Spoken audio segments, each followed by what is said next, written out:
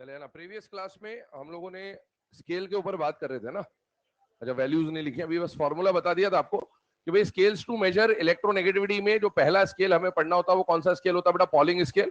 और आपको बताया था पॉलिंग स्केल किसके ऊपर बेस्ड होता है बेटा? बॉन्ड एनर्जी या फिर रेजोनेंस एनर्जी। ठीक है, आपको बताया था उन्होंने एक अजम्पशन माना था। वो अजम्पशन क्या था कि फ्लोरीन का जो ईएन का वैल्यू होगा वो कितना होगा? 4, और उसके बेसिस पे उन्होंने दूसरी वैल्यूज क्या करी थी बेटा? कैलकुलेट करी थी। ठीक है, अब देखो पहला जो स्केल हम लोगों ने पढ़ा पॉलिंग स्केल, उसके अकॉर्डिंगली क्या क्या वैल्यूज आती हैं वो देखते हैं बेटा। सबसे पहले जब हम ऑर्डर्स बनाते हैं, ट्रेंड्स बनाते हैं, तो हम लोगों ने इना पीरियड के ऊपर हमेशा बात करी, और इना पीरियड में हम लोग बार बार सेकंड पीरियड और थर्ड पीरियड को जरूर पढ़ते हैं। तो हम यहाँ पर जो एलिमेंट्स लिख रहे हैं, अभी लिखना मत, पहले मुझे लिख लेने दीजिए।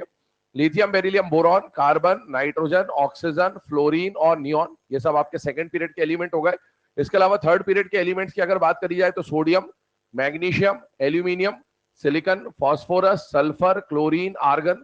इसके अलावा हम लोग बात करें तो हमें फर्स्ट ग्रुप की वैल्यूज एनसीईआरटी में दे रखी है, तो hydrogen, lithium, sodium, potassium, rubidium, caesium और फ्रांसियम, ये वैल्यूज आपको गिवन है। इसके अलावा ग्रुप 17 की अगर हम लोग बात करें तो फ्लोरीन, क्लोरीन, ब्रोमीन और आयोडीन, ये वैल्यूज आपको है।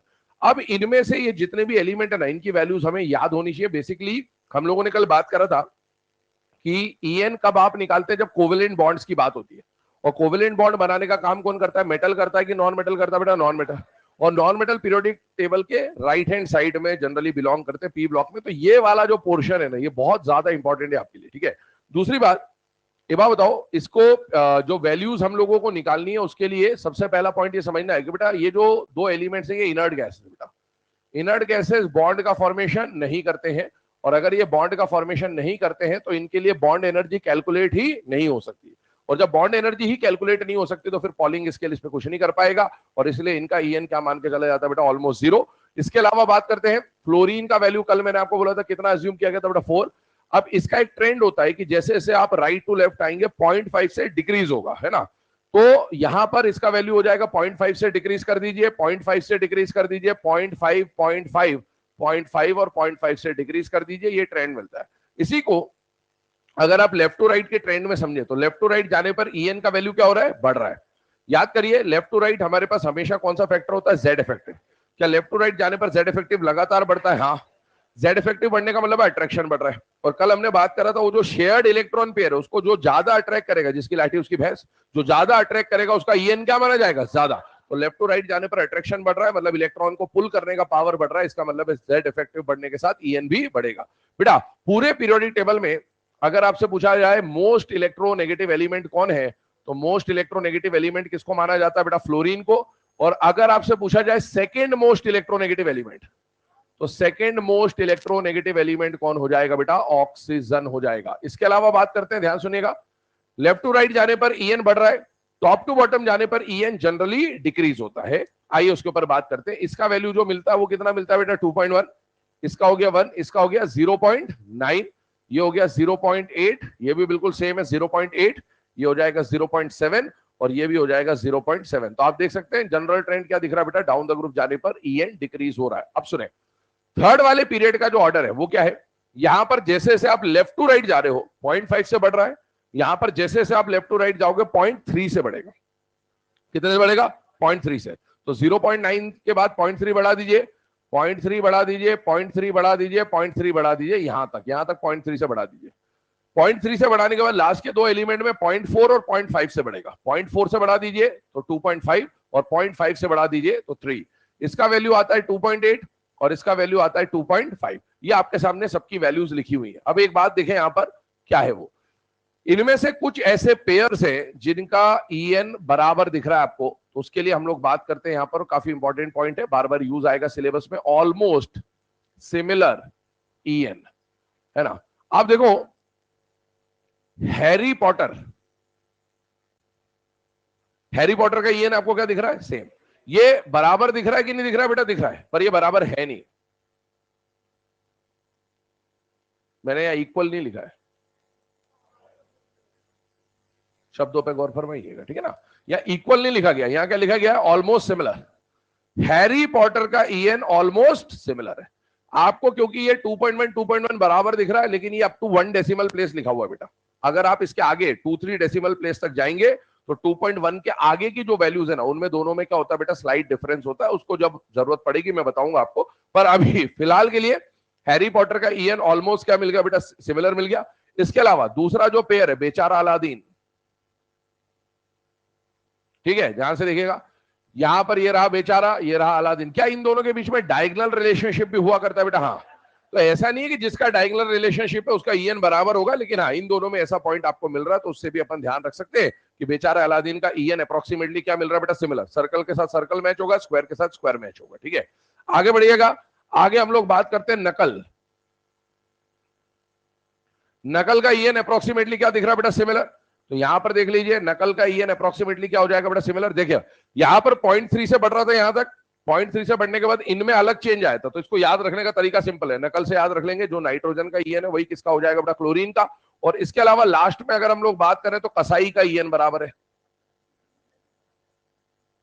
किसका ईएन बराबर है, कसाई का। कहां गया कसाई, ये रहा।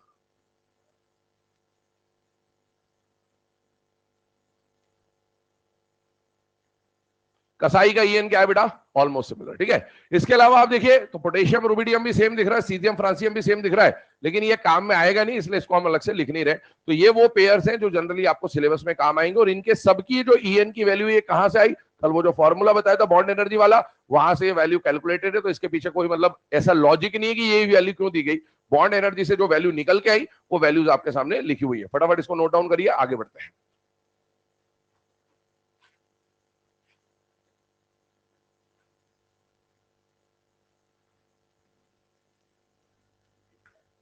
हाँ बेटा, वैल्यूज याद करने काम आएंगी बार बार, क्योंकि केमिकल बॉन्डिंग में आपको बार बार डिफरेंस ऑफ ईएन निकालना पड़ेगा। तो डिफरेंस ऑफ ईएन तभी निकाल पाओगे जब वैल्यूज याद होंगी।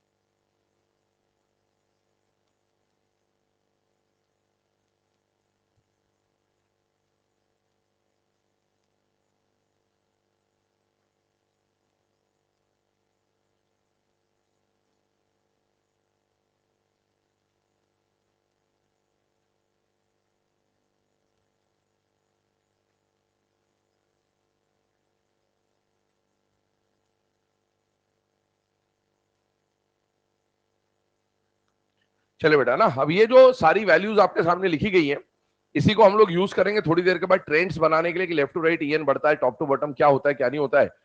दूसरा स्केल जो हमें पढ़ना है पॉलिंग स्केल के अलावा, आइए उसके ऊपर बात करते हैं। सेकंड स्केल जो पॉलिंग स्केल के अलावा आपको पढ़ना है वो कौन सा स्केल है बेटा, मुलिकन स्केल, ठीक है। मुलिकन स्केल की बात करें तो कई बार इस मुलिकन स्केल को मुलिकन जाफे स्केल भी लिख देता है, इस तरह से नाम दे देगा तो कंफ्यूज नहीं होना। मुलिकन जाफे स्केल के फॉर्म में भी लिख के दे देता है, बात एक ही है, ठीक है। तो मुलिकन स्केल की अगर हम लोग बात करें तो मुलिकन स्केल क्या है बेटा, इलेक्ट्रोनेगेटिविटी को चेक करने का दूसरा स्केल है।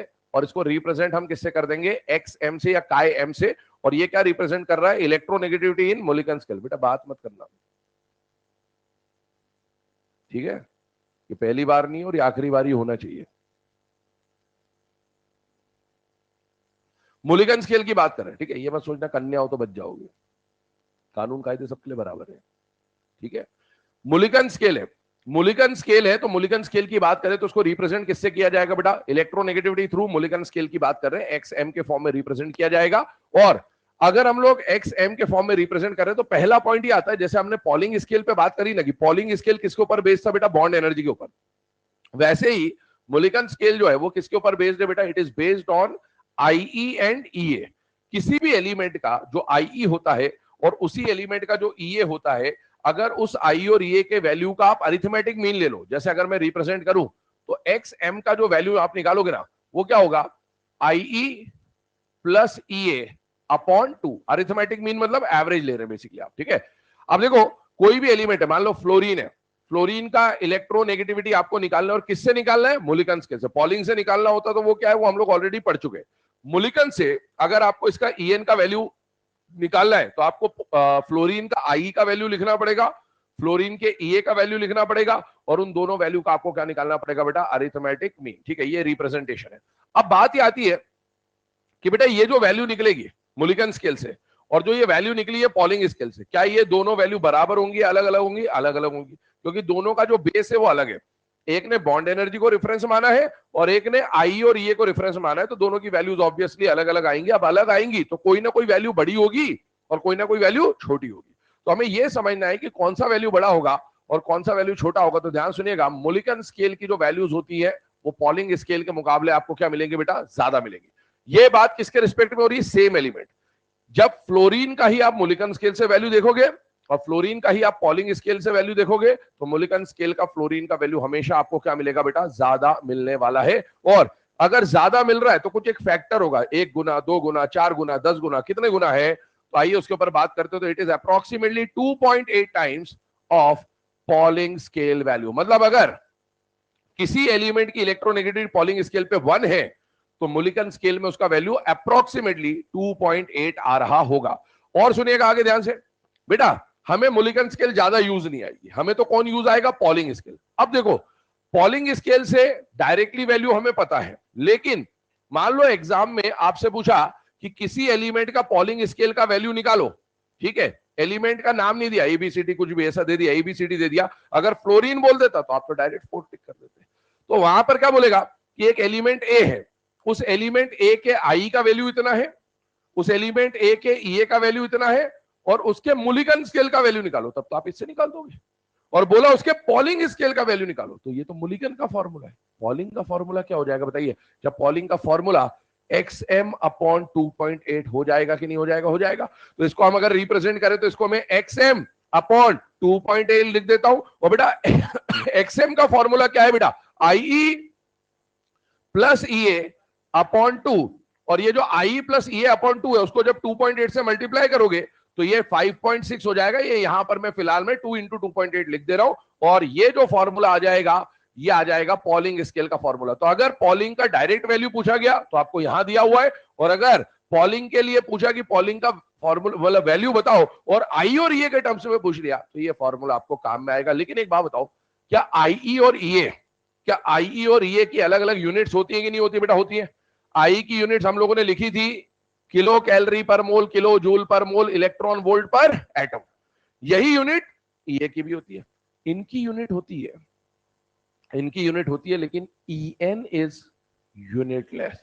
ये फॉर्मूला फिजिक्स के हिसाब से जब है ना यूनिट डायमेंशन की बात करोगे तो ये फॉर्मूला अप्रूव नहीं हो पाएगा, लेकिन हमें पता है इलेक्ट्रोनेगेटिविटी इज अ टेंडेंसी, तो आप इसके साथ कोई यूनिट नहीं लिखोगे। अब आपको आई और ये तो किसी यूनिट में दिया जाएगा, मान लो आई और ये आपको किस में दिया बेटा, इलेक्ट्रॉन वोल्ट पर एटम में। तो इलेक्ट्रॉन वोल्ट पर एटम में दिया तो आप ये फॉर्मूला लगा दोगे।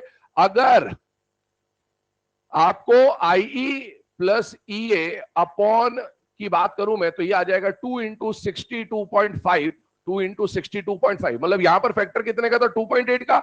अब फैक्टर कौन सा आ गया, 62.5 का। ये कब, जब आपको किलो कैलोरी पर मोल में दिया हो, और किलो कैलोरी को अगर किलो जूल में बदलना है तो 1 calorie is equal to 4.2 joule, यहां पर और मल्टीप्लाई कर दोगे 4.2 वो आ जाएगा। लेकिन खैर आपको ज्यादा इन फॉर्मूले पे ध्यान नहीं देना है, ना ये एनसीईआरटी में मेंशन है ना ये एनसीईआरटी में मेंशन है, आपको सिर्फ ये मार्केट के लिए बताया जा रहा है। आपको सिर्फ इतना पता होना चाहिए कि मुल्लिकन स्केल में आपको किसकी जरूरत पड़ेगी, आईई और ईए के एवरेज की, बस इतना सा पॉइंट अपने को ध्यान में रखना है। और इसके ऊपर एक क्वेश्चन आ चुका है पहले एग्जाम में, उसके ऊपर डिस्कशन करते हैं। क्वेश्चन क्या है ध्यान सुनना, क्वेश्चन लिखा दूंगा। क्वेश्चन ये रहेगा कि आईईईए और इलेक्ट्रोनेगेटिविटी का करेक्ट रिलेशन क्या है। तो आप बताइए मुझे, अगर ऐसा लिख के देता है IE plus EA is equal to electronegativity upon 2, या फिर ऐसा बोलता है EA is equal to 2 times of electronegativity minus IE, या फिर ऐसा बोलता है EA is equal to 2 times of electronegativity plus IE, और या फिर ऐसा बोलता है कि 2 times of EA is equal to electronegativity upon 2 plus 2 times of IE, बताइए कौन सा रिलेशन सही है। सेकेंड रिलेशन सही है, समझ में आना चाहिए। क्यों सही है, आप इसको यहां मल्टीप्लाई करोगे तो 2x आ जाएगा, तो 2 times of electronegativity will be IE plus EA, 2 times of electronegativity will be IE plus EA, उधर से आई को इधर ले आए तो EA will be 2 times of electronegativity minus IE, ये वाला रिलेशन क्या हो जाएगा, करेक्ट हो जाएगा। नोट करिए फटाफट इसको, क्वेश्चन लिखाते हैं फिर। क्वेश्चन के लिए 2 लाइन छोड़ देना, बाकी लिख लो फटाफट। 2 मिनट का समय है, समय शुरू होता है अब, तूफानी रफ्तार से लिखेंगे। कल आपकी क्लासेस रहेंगी और छुट्टी आपकी सैटरडे को रहेगी, ठीक है, इस वीक की। क्या बेटा, हाँ फुल कल, मतलब पूरा शेड्यूल, जो सैटरडे को लगनी थी क्लासेस वो कल लग जाएगी, मतलब ऐसा।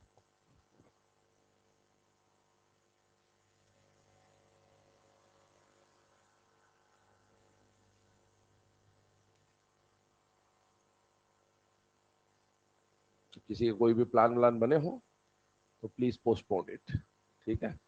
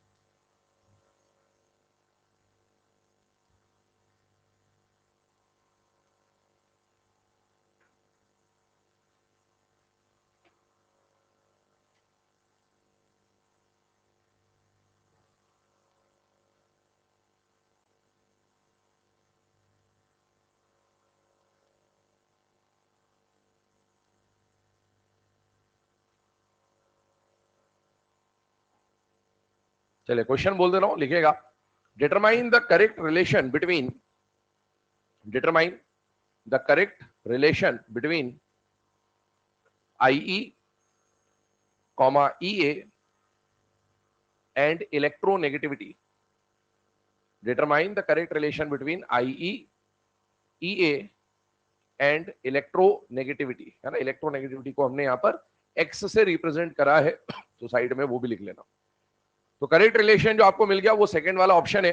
तो आपसे अगर पूछा जाए कि करेक्ट रिलेशन क्या होता है तो सेकंड वाला रिलेशन, इसको मैथमेटिकली इधर उधर घुमा फिरा के कैसे भी दिया जा सकता है आपको।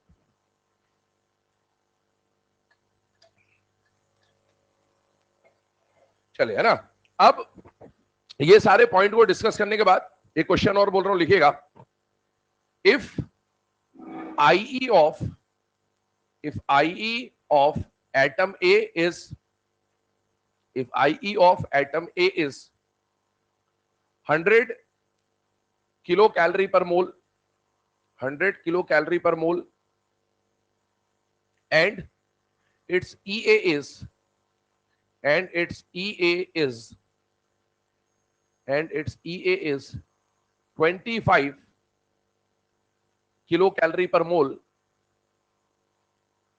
25 kilocalorie per mole, then determine its En, then determine its En in Pauling scale, then determine its EN in Pauling scale. Formula आपके सामने लिखा हुआ है ना, यहां पर I और EA का वैल्यू सब्स्टिट्यूट कर दीजिए और आपको आंसर मिल जाएगा। तो टोटल ऊपर अगर आप देखेंगे तो 100 + 25 कितना हो जाएगा 125, और नीचे भी सॉल्व करोगे तो 125, आंसर कितना आ जाएगा 1। अच्छा, यही क्वेश्चन में अगर मैं पॉलिंग के बदले मूलिकन बोल देता, मूलिकन बोल देता, तो मूलिकन का फॉर्मूला सिर्फ ये लगता। बात समझना, यहीं पे खेल खेल सकता है आपके साथ, है ना। अब वो याद करके देखिए, उसने बोला मूलिकन, वो तो पॉलिंग का फॉर्मूला है। मूलिकन बोलता तो सिर्फ 125/2, आंसर कितना था 62.5। ठीक है, ध्यान रखना। तो पॉलिंग बोले तो ये फॉर्मूला है, मूलिकन बोले तो सिर्फ, मूलिकन में तो सिर्फ I + E/2, ये दोनों फॉर्मूले जो है ना, ये किसके फॉर्मूले बेटा, पॉलिंग में कन्वर्ट करने के लिए। ठीक है, आगे बढ़ते हैं अगले केस की तरफ। अभी देखो, हम लोगों ने यहां पर 2 स्केल्स के बारे में पढ़ा। अब इसके बाद स्केल को समझने के बाद हमें यह पता चल चुका है कि एक्चुअल में जब 2 आइटम्स के बीच में कंपैरिजन होगा तो किसकी लाठी होगी और किसकी भैंस होगी, क्योंकि हमको पूरा वैल्यू पता चल चुका है। अब आते हैं ट्रेंड्स इन इलेक्ट्रोनेगेटिविटी पे, या पहले इससे फैक्टर्स बता देता हूं आपको। पहले फैक्टर्स पे बात कर लेते हैं। चलिए, फैक्टर्स की अगर हम लोग बात करें, क्या क्या फैक्टर्स होते हैं, ऑलरेडी हमने कई बार रेडियस IEEA में डिस्कस कर रखा है। तो वही फैक्टर्स आपको देखने को मिलेंगे। 6 तरह के क्वेश्चन बनते हैं और उन्हीं के इर्द गिर्द आपके फैक्टर्स घूमेंगे। फैक्टर्स अफेक्टिंग इलेक्ट्रोनेगेटिविटी, ध्यान से देखिएगा। हम लोग पहला जो फैक्टर पढ़ते हैं बेटा, वो फैक्टर हमेशा कौन सा होता है, Z इफेक्टिव। और ये Z इफेक्टिव कहां यूज होता है बेटा, इन अ पीरियड। ये बात बताइए, किसी भी पीरियड में आपका मूवमेंट कैसा रहेगा बेटा, left to right. Left to right move करने पर Z इफेक्टिव क्या होता है बेटा, बढ़ता है। Z इफेक्टिव बढ़ने का मतलब है अट्रैक्शन बढ़ेगा। और जब जब अट्रैक्शन बढ़ेगा, बताइए इलेक्ट्रॉन को खींचने का पावर बढ़ेगा या कम होगा, बढ़ेगा। और इलेक्ट्रॉन के खींचने का पावर को ही हम लोग यहां पर क्या बोल रहे हैं बेटा, इलेक्ट्रोनेगेटिविटी। इसका मतलब है लेफ्ट टू राइट जाने पर इलेक्ट्रोनेगेटिविटी बढ़ रहा होगा। याद करिएगा, जब IE हम लोगों ने पढ़ा था तो उसमें S2 P1 P3 P4 का एक्सचेंज हुआ था। जब EA हम लोगों ने पढ़ा था तो S1 P1 P2 P3 का एक्सचेंज हुआ था। क्योंकि IE और EA किस पे डिपेंड करता था, कॉन्फ़िगरेशन पे। क्या EN कॉन्फ़िगरेशन पे डिपेंड करता है, नहीं। और इसीलिए यहां पर आप जब लेफ्ट टू राइट मूव कर रहे होंगे तो आपको बिल्कुल स्मूथ वेरिएशन दिखेगा, कोई एक्सचेंज देखने को नहीं मिलेगा। तो यहां पर सिर्फ एक फैक्टर काम में आएगा, और वो फैक्टर कौन सा होगा बेटा, Z इफेक्टिव। दूसरे फैक्टर पे आते हैं। मुझे बताइए, टॉप टू बॉटम जाने पर, इना ग्रुप जाने पर हम लोग कौन सा फैक्टर यूज करते हैं बेटा, शेल नंबर, या फिर उसको हम लोग क्या बोल सकते हैं, एटॉमिक रेडियस। क्या डाउन द ग्रुप जाने पर, टॉप टू बॉटम जाने पर एटॉमिक रेडियस बढ़ता है कि कम होता है बेटा, बढ़ता है। और रेडियस बढ़ेगा तो डिस्टेंस बढ़ेगा, डिस्टेंस बढ़ेगा तो अट्रैक्शन ज्यादा होगा या कम होगा, कम होगा। और अट्रैक्शन कम होगा तो इलेक्ट्रॉन को खींचने का पावर कम हो जाएगा, और इलेक्ट्रॉन खींचने का पावर कम हो जाएगा, इसका मतलब इलेक्ट्रोनेगेटिविटी भी क्या हो जाएगी, कम हो जाएगी। इसके अलावा याद करिए, एक फॉर्मूला सदाबहार चांद सितारों सजाया हुआ formula, Z effective directly proportional to positive charge inversely proportional to negative charge. ये फॉर्मूला कब कब इस्तेमाल आता है बेटा, फॉर आइसो इलेक्ट्रॉनिक स्पीशीज, और दूसरा केस फॉर, ठीक है ना, डिफरेंट स्पीशीज और सेम एलिमेंट। अब ये याद हो जाना चाहिए। अब याद नहीं हुआ तो इसके बाद दोबारा अगले साल ही सुनने को मिलेगा। ठीक है, आइए अब मुझे बताइए, अगर Z इफेक्टिव का ये फॉर्मूला लिखा है तो अभी हम लोग किसके ऊपर बात कर रहे हैं, रेडियस IEEA EN, कौन सा टॉपिक पढ़ रहे हो, EN। तो इसके साथ EN को भी इंक्लूड करना है फॉर्मूले में। मुझे बताइए, Z इफेक्टिव और EN क्या है, डायरेक्टली या इनवर्सली बेटा, डायरेक्टली। तो Z इफेक्टिव के ठीक सामने लगा दीजिए, यहां पर आपको क्या मिल जाएगा, इलेक्ट्रोनेगेटिविटी। तो ये हमारे 3 फैक्टर्स यहां पर आ गए। अब आते हैं चौथे फैक्टर पे, जो अलग फैक्टर है थोड़ा सा, और वो फैक्टर क्या है बेटा, परसेंटेज एस कैरेक्टर। और आप लोगों ने एक पॉइंट, ये खासकर ऑर्गेनिक में आपको बहुत ज्यादा यूज आने वाला पॉइंट है, और वो है EN is directly proportional to percentage s character, है ना। इनऑर्गेनिक में थोड़ा बहुत यूज आएगा, बट मेनली ऑर्गेनिक में आपको ज्यादा यूज आएगा आपके सिलेबस में। तो EN directly proportional to percentage s character. आइए उसके ऊपर बात करते हैं। ध्यान सुनना बेटा, ऑर्गेनिक केमिस्ट्री में आपको 3 तरह के हाइड्रोकार्बन्स के बारे में पढ़ना होगा, एल्कीन एल्कीन, है ना, अल्केन एल्कीन और एल्काइन। तो उसी के रिस्पेक्ट में हम लोग समझ रहे हैं। ध्यान सुनना, मैं यहां पर आपको ये फैक्टर कार्बन के रिस्पेक्ट में समझा रहा हूं। किसके रिस्पेक्ट में, कार्बन। पर ये फैक्टर सिर्फ कार्बन के लिए वैलिड नहीं है, ये हर एलिमेंट के लिए वैलिड है। Single bond, double bond, triple bond, चाहे कार्बन हो, चाहे single bond nitrogen, double bond nitrogen, triple bond nitrogen हो, या कोई भी एलिमेंट हो जो सिंगल डबल ट्रिपल बना सकता है, ये हर किसी के लिए वैलिड है। कल मैंने आपको एक बात बोली थी, क्या इलेक्ट्रोनेगेटिविटी एब्सोल्यूट टर्म होता है या रिलेटिव टर्म होता है, रिलेटिव। दूसरे के रिस्पेक्ट में तो ईएन कम ज्यादा होता ही है, पर खुद के रिस्पेक्ट में भी कभी कभी ईएन कम या ज्यादा मिल सकता है, और इसीलिए हम इसको समझ रहे हैं। ध्यान सुनिएगा बेटा, एल्केन के अंदर कार्बन कार्बन का कैसा बॉन्ड मिलेगा आपको? सिंगल, बाकी ये बॉन्ड्स अपन खाली छोड़ देते हैं। यहां पर कैसा बॉन्ड मिलेगा बेटा? डबल, और यहां पर अनसैचुरेटेड का कौन सा फॉर्म मिलेगा बेटा? ट्रिपल बॉन्ड मिलेगा। अब मुझे बताइए, अगर इनके हाइब्रिडाइजेशन को निकाला जाए, क्या निकाला जाए बेटा? हाइब्रिडाइजेशन, ठीक है ना? तो आपने पिछले साल इनऑर्गेनिक में भी हाइब्रिडाइजेशन देख रखा होगा 11th में, और इसके अलावा ऑर्गेनिक में भी अभी तक यूज आ ही चुका होगा। तो इसको क्या बोलते हैं बेटा? sp3 हाइब्रिड कार्बन, इसको बोलते हैं sp2 हाइब्रिड कार्बन, और इसको क्या बोलते हैं? sp। बिल्कुल दिमाग में फिट रखने वाली बात है। ट्रिपल बॉन्डेड कार्बन है तो sp, डबल बॉन्डेड है तो sp2, और सिंगल बॉन्डेड है तो sp3। मुझे बताइए, हमें यहाँ पर ईएन और परसेंटेज एस कैरेक्टर चेक करना है, तो मैं पहले इसका परसेंटेज एस कैरेक्टर निकाल रहा हूँ। क्या आपने कभी स्कूल में जो मार्क्स वार्क्स आते हैं उसका परसेंटेज निकाला है? फॉर्मूला क्या होता है? क्या होता है? Marks obtained upon total marks into 100, यही होता है। अब मुझे बताओ किसका कैरेक्टर निकालना है? एस का। पहले वाले में देखो sp3, टोटल ऑर्बिटल कितने? 4, एक s3p, टोटल 4 है, उनमें से s कितना है? 1, तो s अपॉन टोटल 4 इंटू 100 कितना आ जाएगा? 25। तो आप अगर यहां पर वैल्यू देखें तो ये कितना आ जाएगा बेटा? 25%। ये आ जाएगा 1/3 इंटू 100, 33.3, और ये आ जाएगा 50%। इतनी बात सबको समझ में आनी चाहिए, ठीक है ना? अब देखो, क्या यहां पर आपको लेफ्ट टू राइट जाने पर परसेंटेज एस कैरेक्टर बढ़ता हुआ दिख रहा है या कम होता हुआ दिख रहा है? बढ़ता हुआ दिख रहा है। अब जरा अपन अभी इसको रिलेशन को साइड में पटकिए, अपन इनकी जो कैलकुलेटेड ईएन की वैल्यू है उस पर बात करते हैं। मुझे बताओ, पॉलिंग स्केल ने जो वैल्यू कैलकुलेट करी उसमें अभी हमने बात करा था कसाई। कसाई का ईएन क्या होता है? बराबर, और कसाई के ईएन का वैल्यू कितना है? 2.5। कितना है? ये जो जितनी भी वैल्यू लिखी गई ना, ये सब सिंगल बॉन्डेड एटम की है। किसकी है भैया? ये तो आप कोवेलेंट बॉन्ड के लिए निकाल रहे हो ना। और अगर कोई भी कोवेलेंट बॉन्ड बनाएगा तो कोवेलेंट बॉन्ड 3 तरह के होते हैं, सिंगल, डबल और ट्रिपल। बेटा अगर कोई कोवेलेंट बॉन्ड बनाएगा तो डबल और ट्रिपल बनाने की औकात हर किसी की नहीं होती है, पर अगर किसी ने कोवेलेंट बॉन्ड बनाया तो सिंगल तो जरूर बनाएगा, वरना बॉन्ड ही कैसे बनेगा? अगर सिंगल भी नहीं बनाया तो फिर बॉन्ड कैसे बनेगा?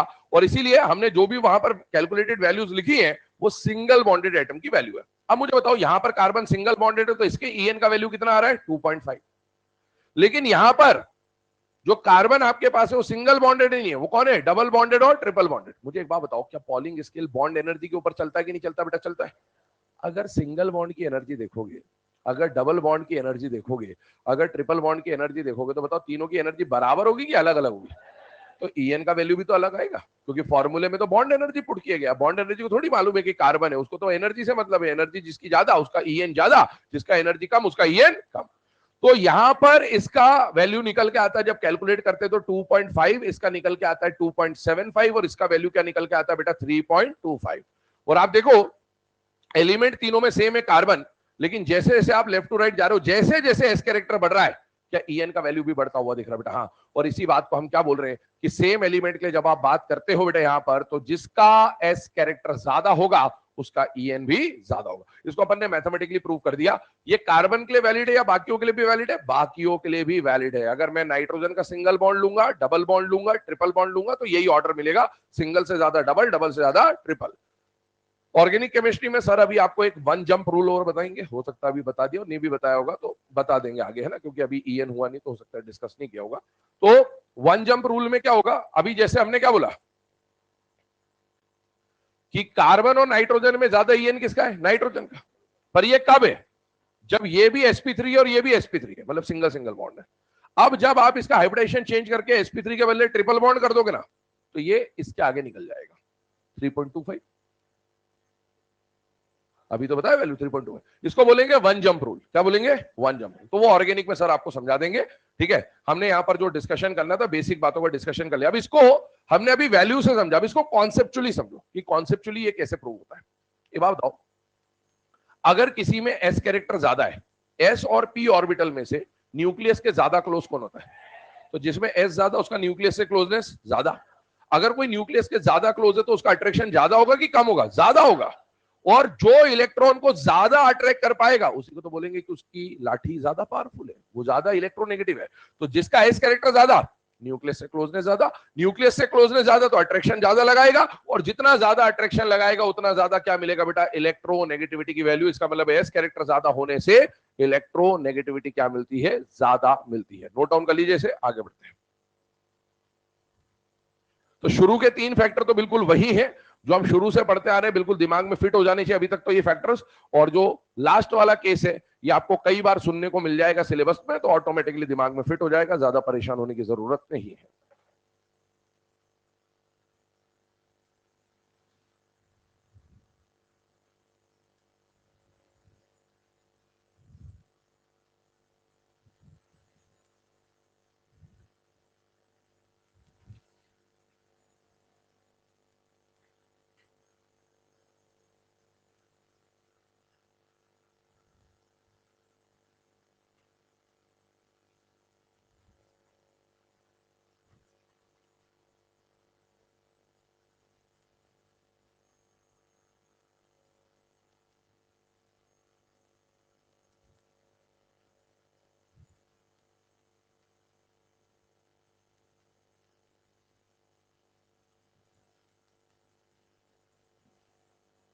हो गया तुम्हारा, तो बातें करोगे।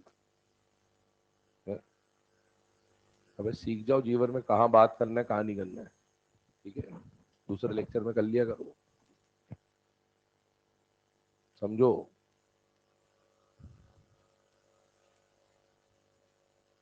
जितनी देर में बातें करो उतनी देर में पढ़ ले बेटा, कुछ काम ही आएगा।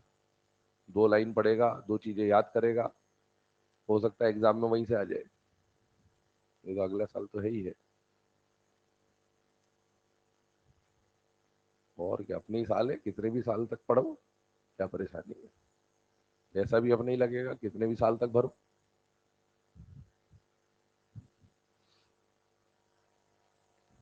चलिए, है ना, लिख लिया बेटा सबने, फटाफट लिखो, 30 सेकंड का समय और है।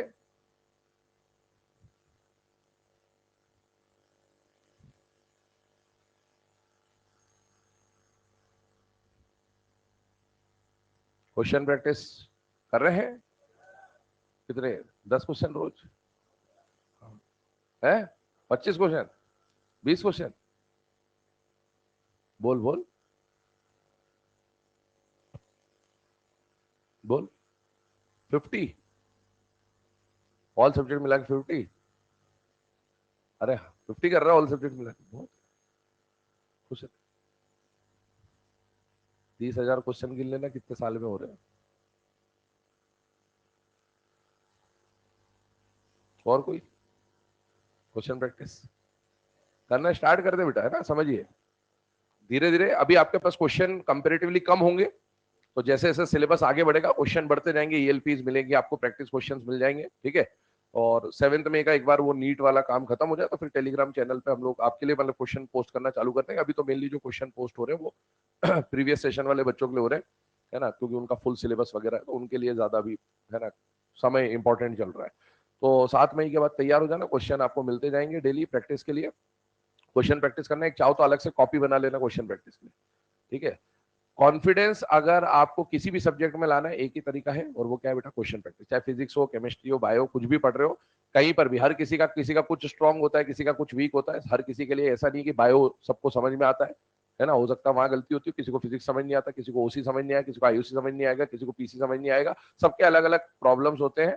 तो जिसको जहां पर भी जो भी प्रॉब्लम हो उसके लिए एक ही तरीका, और वो तरीका क्या बेटा, क्वेश्चन प्रैक्टिस। दबा के क्वेश्चन प्रैक्टिस करिए डेली। अगर आप सारे सब्जेक्ट मिला के 100 क्वेश्चन का अभी फिलहाल आप टारगेट रखो, 100 क्वेश्चन डेली करने हैं आपको सारे सब्जेक्ट्स मिला के। अब जो भी आपके सिलेबस चल रहे हैं, जैसे अभी आपके 2 केमिस्ट्री चल रही है, एक फिजिक्स चल रहा है, एक बायो चल रहा है, तो 25 25 25 25 इस तरह से उसको डिवाइड कर लीजिए। कभी हो सकता है कि आज जैसे इनऑर्गेनिक का कोई टॉपिक कंप्लीट नहीं हो पाया, तो हो सकता है आज इनऑर्गेनिक के क्वेश्चन नहीं होंगे, तो आप वो 25 क्वेश्चन हटा दें, उसके बदले आप उस चीज को रिवाइज कर लें।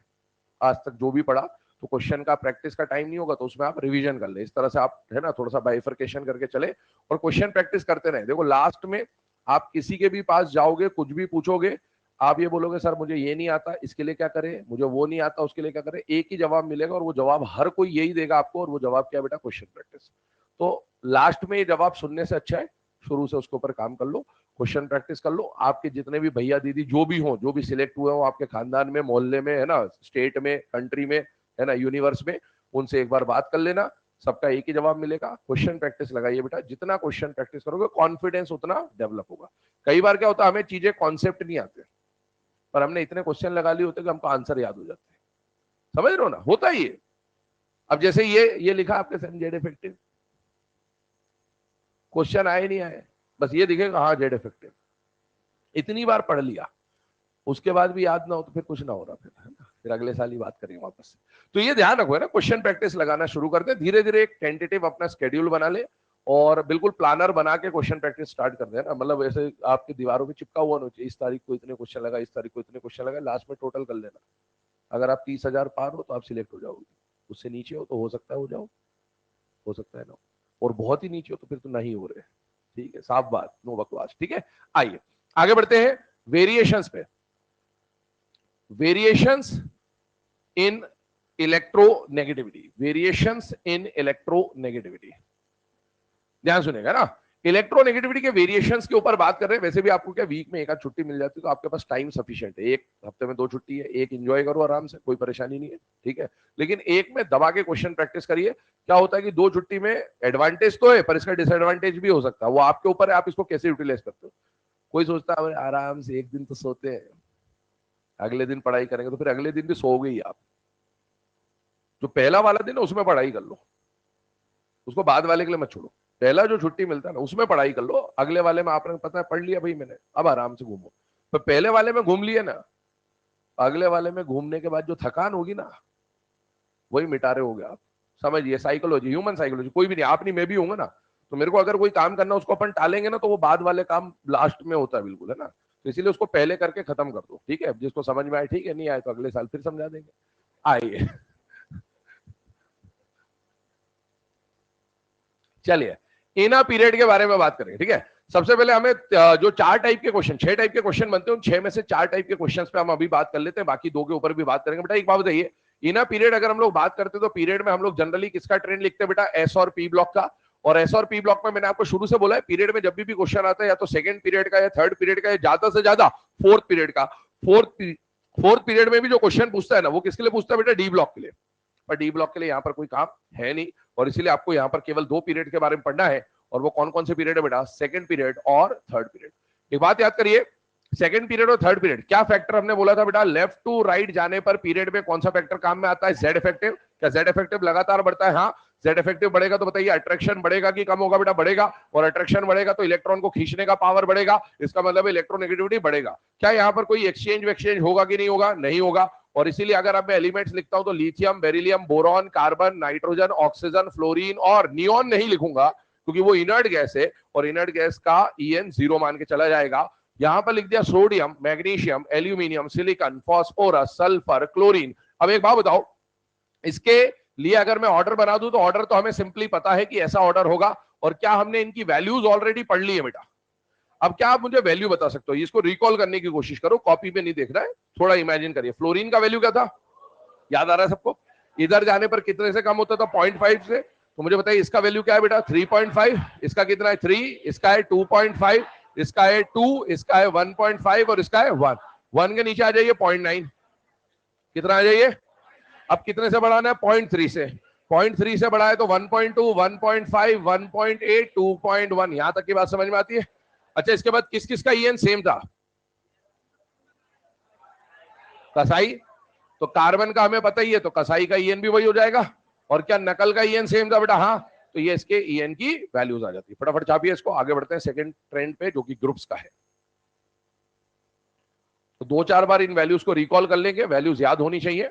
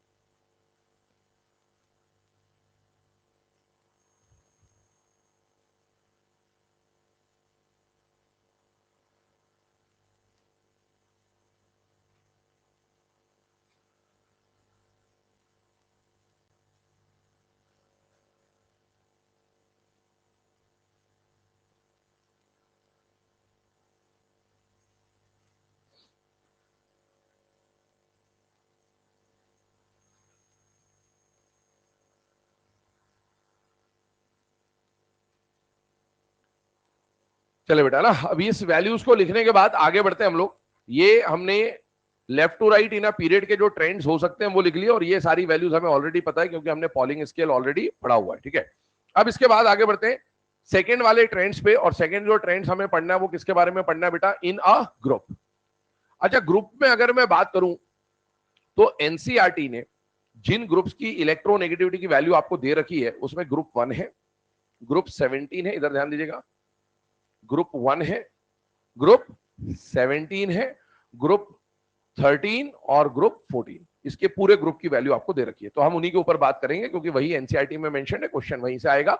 ग्रुप 1 और ग्रुप 17 की वैल्यू ऑलरेडी हमने पॉलिंग स्केल में लिखी हुई है, तो पहले वहीं से शुरू करेंगे बेटा। स्टार्ट करते हैं ग्रुप नंबर 17 से, ठीक है। मुझे बताइए ग्रुप 17 में एलिमेंट कौन आएगा, फ्लोरीन, क्लोरीन, ब्रोमीन और आयोडीन। बेटा इसका ईएन का वैल्यू 4, 3, 2.8 और 2.5, ये आ जाएगा नकल से, ये आ जाएगा कसाई से, और इन दोनों के लगभग बीच में आपको कौन दिख जाएगा, आयोडीन। ये बात बताइए टॉप टू बॉटम जाने पर कौन सा फैक्टर यूज होता है बेटा, रेडियस या shell number. Top to bottom जाने पर क्या शेल नंबर या एटॉमिक रेडियस बढ़ेगा या कम होगा बेटा, बढ़ेगा। अच्छा, ये ग्रुप विद कॉन्ट्रैक्शन वाला होता था या विदाउट कॉन्ट्रैक्शन वाला, विदाउट कॉन्ट्रैक्शन वाला, ठीक है ना। तो डाउन द ग्रुप जाने पर रेडियस लगातार बढ़ेगा, और रेडियस बढ़ेगा मतलब अट्रैक्शन कम होता जाएगा। अट्रैक्शन कम होगा मतलब इलेक्ट्रॉन को खींचने का पावर कम हो रहा है। और क्या आपको यही दिख रहा है कि डाउन द ग्रुप जाने पर इलेक्ट्रोनेगेटिविटी की वैल्यू क्या हो रही है बेटा, डिक्रीज हो रही है। ध्यान सुनिएगा, लेफ्ट टू राइट जाने पर ईएन बढ़ेगा, टॉप टू बॉटम जाने पर ईएन कम होगा। लेफ्ट टू राइट में ईएन का जो वेरिएशन होता है बिल्कुल स्मूथ होता है, स्मूथ होता है मतलब कोई एक्सेप्शन नहीं मिलेगा। डाउन द ग्रुप ईएन बहुत खतरनाक है, इसमें आपको क्या दिखा, कम होता हुआ। किसी ग्रुप में कुछ और होगा, किसी ग्रुप में कुछ और होगा, किसी ग्रुप में कुछ और होगा, मतलब 18 ग्रुप ना, 18 में से ट्रेंड 13-14 ट्रेंड है, मतलब हर ग्रुप के ईएन का ट्रेंड अलग है। तो पहली बात तो अपने को ये समझनी है कि अपने को जब भी आगे हम लोग यूज करेंगे तो हम लोग क्या बोलेंगे, डाउन द ग्रुप जाने पर हर ग्रुप का ट्रेंड अलग होगा, बट डाउन द ग्रुप जाने पर जनरली ईएन डिक्रीज होता है। ये पहला हमारा स्टेटमेंट हुआ, जनरल स्टेटमेंट। अब आगे सुनिएगा, इसके अलावा ग्रुप 1 पे आते हैं। ग्रुप 1 में एलिमेंट कौन से बेटा, है, ली, ना, की, रब, से, पर्याप्त। इनके भी ईएन के वैल्यू आपको ऑलरेडी वहां पर लिख के दिए गए पॉलिंग स्केल में। हाइड्रोजन का ईएन का वैल्यू कितना बेटा, 2.1, लिथियम कितना है 1, सोडियम कितना है बेटा 0.9। एंड अब इसमें 0.1 से कम कर दीजिए, बराबर है दोनों, और फिर 0.1 से कम कर दीजिए, बराबर है दोनों, 0.7 और 0.7। अब देखो जनरल अगर मैं बात करूं तो डाउन द ग्रुप जाने पर ईएन क्या हो रहा है बेटा, डिक्रीज हो रहा है। बीच बीच में बराबर भी है, बट इनमें भी डेसिमल प्लेसेस में ये ज्यादा होगा, ये कम होगा, लेकिन आपको उसको ध्यान नहीं रखना है, आपको तो बराबर ही ध्यान रखना है क्योंकि एनसीईआरटी ने इतना ही वैल्यू दे रखा है, तो आपके लिए बराबर है, ठीक है। आगे बढ़ता हूं, ध्यान से देखिएगा अगले केस की तरफ। मान लीजिए अगले जो केसेस को हम लोग समझ रहे हैं वो है ग्रुप 13 और ग्रुप 14। ध्यान से सुनिएगा, ध्यान समझिएगा, इनकी भी वैल्यू एनसीईआरटी ने दे रखी है। ये दोनों तो हमने ऑलरेडी पॉलिंग स्केल के टेबल में देख लिया, पर इसकी वैल्यू देखनी है। याद करिए, क्या मैंने आपको बार बार बोला है कि ग्रुप 13 का कोई भी ऑर्डर आ जाए तो उसको इंपॉर्टेंट कैटेगरी में माना जाएगा, क्योंकि बेटा ये इकलौता ऐसा ग्रुप है जहां दोनों कॉन्ट्रैक्शन लगते हैं। इसका आई का ऑर्डर हम लोग पढ़ चुके हैं, इसके साइज का ऑर्डर हम लोग पढ़ चुके हैं, एग्जैक्ट ऑर्डर हमने बनाए थे। बताइए आलू गाजर में बड़ा कौन, आलू, साइज के ऑर्डर में। और याद करिए फिर इसमें बॉटल में गया अलादीन, आई का ऑर्डर पड़ा था। इस तरह की बातें हम कर चुके हैं। ग्रुप 13 में बात करो, बताइए इसके ईएन का वैल्यू। अब आप देखो पॉलिंग स्केल पे जाइए, पॉलिंग स्केल पे जाइए, बताइए क्या बोरॉन के वैल्यू आपको 2 दिख रहा है बेटा, हाँ, और बोरॉन के नीचे कौन आएगा, एल्यूमिनियम, इसका वैल्यू कितना 1.5। ये दो वैल्यू तो हमें याद होंगी। ऐसे ही कार्बन और सिलिकॉन की वैल्यू भी हमें याद होगी क्योंकि हमने सेकंड और थर्ड पीरियड का वैल्यू याद कर रखा है, ठीक है। ये हो गया 2, ये हो गया 1.5। क्या डाउन द ग्रुप जाने पर ईएन कम हो रहा है कि नहीं हो रहा, हो रहा है। लेकिन मुझे एक बात बताओ, क्या यहां पर इन दोनों के बीच में ट्रांजिशन कॉन्ट्रैक्शन और इन दोनों के बीच में लेंथेनाइड कॉन्ट्रैक्शन लगता है कि नहीं लगता बेटा, लगता है। अच्छा, कॉन्ट्रैक्शन क्यों लगता था, क्योंकि जेड इफेक्टिव बढ़ता था, पुअर शील्डिंग की वजह से जेड इफेक्टिव बढ़ता था। तो गैलियम में जेड इफेक्टिव बढ़ जाता है, और अगर जेड इफेक्टिव बढ़ गया तो बेटा बताइए अट्रैक्शन बढ़ेगा या कम होगा, बढ़ेगा, और अट्रैक्शन बढ़ेगा तो ईएन भी बढ़ जाएगा। जिन का देखो याद करो, आई में हमने क्या बोला था, आई की बात कर रहा हूं, आई में हमने बोला था डाउन द ग्रुप जाने पर आई कम होता है, लेकिन जहां जहां कॉन्ट्रैक्शन लगेगा वहां वहां आई बढ़ जाएगा। वैसे यहां पर भी डाउन द ग्रुप जाने पर जनरली ईएन कम होता है, लेकिन जहां जहां कॉन्ट्रैक्शन लगेगा वहां वहां ईएन बढ़ जाएगा। अब बताओ, ये 1.6 हो गया। अगले वाले पे आता हूं, इसका वैल्यू जो आपको मिल रहा है वो 1.7 मिल रहा है, और इसका वैल्यू जो आपको मिल रहा है वो 1.8 मिल रहा है। देखो इसमें बढ़ने का रीजन समझ में आता है, इसमें बढ़ने का रीजन समझ में आता है, लेकिन यहां से यहां जाने पर जो बढ़ा है उसका कोई रीजन नहीं है। ये सिर्फ उस पॉलिंग स्केल का जो फॉर्मूला है वहां से निकाली गई वैल्यू है। ये वैल्यू आपको याद होनी चाहिए। ध्यान से देख लो, याद करना बिल्कुल सिंपल है। 2 और 1.5 आपको पहले से पता होगा, और फिर 1.6, 1.7, 1.8 बहुत इजीली याद हो जाएगा। आगे बढ़ते हैं अगले केस पर। काशी गए संत प्रभु। बेटा ग्रुप 14 की बात चल रही है, और ग्रुप 14 में अभी मैंने बोला बोरॉन के बाजू में कौन आएगा? कार्बन। कार्बन का वैल्यू क्या हो गया? 2.5। 1.5 के बाजू में आ रहा है 0.3 से बढ़ा दीजिए, कितना आ गया? 1.8। अच्छा, इसमें क्या है, यहां पर कॉन्ट्रेक्शन लगता है कि नहीं लगता? बेटा लगता है। जहां जहां कॉन्ट्रेक्शन लगेगा वहां वहां ईएन बढ़ जाएगा। अब आगे डाउन द ग्रुप जाने पर ईएन जनरली कम होना चाहिए। यहां सब बराबर है, और यहां बढ़ा दीजिएगा। ये ईएन की वैल्यूज है। ये दो ग्रुप्स आपको याद होने चाहिए, वैल्यू याद होनी चाहिए, क्योंकि एनसीईआरटी में इसकी वैल्यू दे रखी है। एग्जाम में एक बार एम्स में क्वेश्चन आया था, वो क्वेश्चन क्या था? ध्यान सुनिएगा। कंसेक्यूटिव मेंबर्स में, कंसेक्यूटिव मतलब boron, aluminium, aluminium gallium, gallium medium, medium thallium. Group 13 के कंसेक्यूटिव मेंबर्स में किन दो एलिमेंट्स के ईएन का डिफरेंस मैक्सिमम है? देख लो, कंसेक्यूटिव मेंबर्स में किन दो एलिमेंट्स का ईएन का डिफरेंस मैक्सिमम है? बोरॉन और। अब ये क्वेश्चन आप तभी कर सकते हैं जब आपको वैल्यू याद हो। क्या बात समझ में आ रही है आपकी? आप बताओ, ध्यान सुनना अभी मैं जो बोल रहा हूं। मुझे बताइए, अगर मैं fluorine, chlorine, chlorine, bromine, bromine, iodine की बात करूं, तो बताइए दो लगातार आने वाले मेंबर्स में किसका ईएन डिफरेंस मैक्सिमम है? बताइए, देखो आराम से, फ्लोरीन और क्लोरीन पक्का। यहां पर बताइए hydrogen, lithium, lithium, sodium, sodium, potassium, potassium, rubidium, rubidium, चलते जा रहे। बताइए मैक्सिमम डिफरेंस का हाइड्रोजन लिथियम का है या नहीं है? इस पे आइए, carbon, silicon, silicon, germanium, germanium, tin, tin, lead, किसका मैक्सिमम बेटा? Carbon, silicon. क्या एक जनरल ट्रेंड समझ में आ गया? किसी भी ग्रुप में अगर लगातार आने वाले दो दो मेंबर्स की मैं बात करूं, तो सबसे ज्यादा डिफरेंस आपको किसमें देखने को मिलेगा? पहले और दूसरे मेंबर। पीरियड मत याद करना कि फर्स्ट पीरियड, सेकंड पीरियड, पहला और दूसरा मेंबर, क्योंकि ये तो सेकंड और थर्ड पीरियड का है, और ये तो फर्स्ट और सेकंड पीरियड का। पीरियड नंबर अलग अलग है, बस इतना ध्यान रखें। किसी भी ग्रुप के दो शुरू वाले जो दो मेंबर्स है ना, उनके बीच का ईएन का डिफरेंस कंसेक्यूटिव मेंबर्स में सबसे ज्यादा होता है। अभी उस पर क्वेश्चन भी लिखेंगे, अभी आप पहले ये ऑर्डर्स नोट डाउन कर लें। इंपॉर्टेंट टर्म्स है, यही चार ग्रुप्स हैं जिनके एग्जैक्टली आपको ईएन का वैल्यू एनसीईआरटी ने दे रखा है। तो ईएन का जब भी ग्रुप का क्वेश्चन बनेगा तो क्वेश्चन इन्हीं के इर्द गिर्द बनेगा। वैल्यू याद होनी ही चाहिए। वैल्यू याद रहेगा तो काम सिंपल रहेगा आपके लिए, क्योंकि ट्रेंड जब बनाने को बोलेगा तो वैल्यूज याद है तो बहुत आराम से आप ट्रेंड्स बना सकते हैं। ग्रुप 13 में बिल्कुल सिंपल है, 2 और 1.5, 1.5 के बाद एक एक पॉइंट से बढ़ा दीजिए, 1.6, 1.7, 1.8। और कार्बन सिलिकॉन का वैल्यू याद होगा, जो सिलिकॉन का है वही जर्मेनियम का है, वही एसएन का है, बराबर चलेगा 1.8। और लास्ट में पीबी में कॉन्ट्रैक्शन की वजह से वैल्यू बढ़ जाएगी 0.1 से, और 1.8 का हो जाएगा 1.9।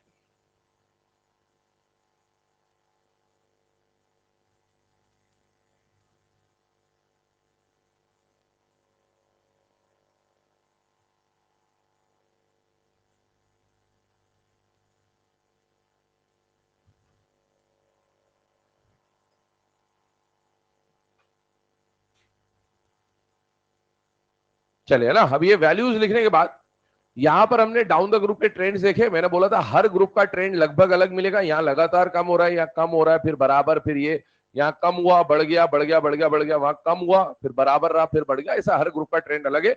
एक इसमें आपको चमत्कारी ग्रुप बता देता हूं मैं, ध्यान सुनना। ये जो अभी आपको बताया जा रहा है, ये सिर्फ मार्केट के लिए बताया जा रहा है। पढ़ना हो पढ़ लेना, बोलना हो भूल जाना, ठीक है ना? इधर ध्यान से देखिए, मार्केट में क्वेश्चन चलता है ZNCT-HG, जिंदगी कबाड़ा हो गई। बेटा ये ग्रुप बताइए मुझे, क्या इन दोनों के बीच में लेंथेनाइट कॉन्ट्रैक्शन लगता है कि नहीं लगता? बेटा लगता है, और जहां जहां कॉन्ट्रैक्शन लगेगा वहां वहां ईएन बढ़ जाएगा। पर डाउन द ग्रुप जाने पर जनरली ईएन क्या होना चाहिए? कम। ये ऐसा ग्रुप है जहां पर लगातार ईएन क्या होता है? बढ़ता है। तो कभी भी एग्जाम में ऐसा क्वेश्चन मिल जाए मार्केट के हिसाब से कि भाई कौन सा ऐसा ग्रुप है जहां पर डाउन द ग्रुप जाने पर रेगुलरली ईएन बढ़ता है, वो ग्रुप कौन सा? बेटा ग्रुप नंबर 12। याद हो जाए, कर लेना, नहीं हो कोई परेशानी नहीं है, बात ध्यान रखिएगा। मैंने आपको शुरू में बोला था कि एक्सेप्शन अपन हर जगह देखते हैं, लेकिन लास्ट में आपको 10, 15, 20 एक्सेप्शन में बोलूंगा जो याद होने चाहिए, उनमें से नहीं है। आपको अभी उनमें से एक एक्सेप्शन बताया जा चुका है, वो था लिथियम प्लस और Mg2+ के साइज का ऑर्डर, ध्यान रखिएगा। चलिए अब आगे बढ़ते हैं, क्वेश्चन बोल रहा हूं एक, लिखिएगा। The difference of EN, the difference of electronegativity the difference of electronegativity is maximum. The difference of electronegativity is maximum between which of the following pair of elements? Difference of electronegativity is maximum between which of the following pair of elements? Which of the following pair of elements? पहला option boron and aluminium, boron and aluminium. अगला option aluminium and gallium, aluminium and gallium. अगला option gallium and indium, gallium and indium.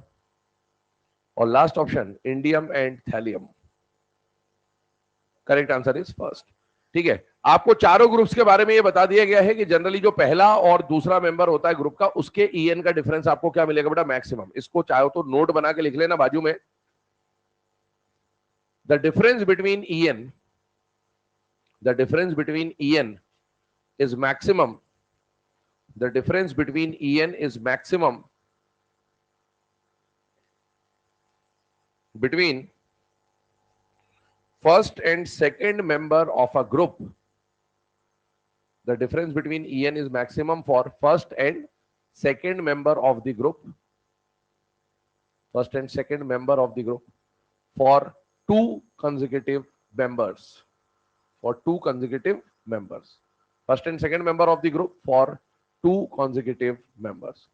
किसी भी group के दो consecutive members का जब आप डिफरेंस निकालते हैं, पहला दूसरा दूसरा तीसरा तीसरा चौथा चौथा पांचवा जो भी हो, तो उसमें मैक्सिमम डिफरेंस आपको हमेशा कहां मिलेगा बेटा? फर्स्ट और सेकंड में. एटलीस्ट जो आपको एनसीईआरटी में ग्रुप्स दे रखे उनके लिए तो ये बात हमेशा वैलिड रहने वाली है. चलिए आगे बढ़ते हैं. इसके बाद इसमें अगले क्वेश्चन की तरफ चल रहे हैं. क्वेश्चन लिखिएगा, determine the correct order of electronegativity for, determine the correct order of electronegativity for, determine the correct order of electronegativity for